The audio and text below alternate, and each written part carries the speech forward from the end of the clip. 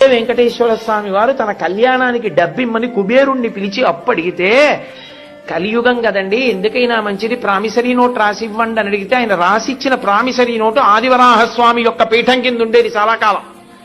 అదే దాన్ని ముద్రణ చేసి గోడ మీద కూడా కట్టారు చాలా కాలం. ఎప్పుడు పుచ్చుకున్నారో, ఏం రాసిచ్చారో, ఏమి సంతకం పెట్టారో కూడా ఉండేది. వెంకటేశ్వర స్వామి వారు సంతకం పెట్టిస్తే కుబేరుడు అన్నాడు, ఇది యుగధర్మం, మీరు ఒక్కరూ సంతకం పెట్టి అంత డబ్బు చేసుకున్న తర్వాత ఒక్క సాక్షి ఉంటే బాగుంటుంది కదూ అన్నాడు. ఏమంటే ఎప్పుడూ అబద్ధం ఆటగా మహానుభావుడు తనలో తను రమిస్తూ కూర్చుంటాడు. శివుడితో పెట్టిస్తాను, పెట్టించండి, పెట్టాడు. ఆయనది పెట్టించారు కానండి, తనలో తాను రమిస్తూ ఉంటాడు. చండీశ్వరుడి దగ్గరే చిటికెయ్యాలి.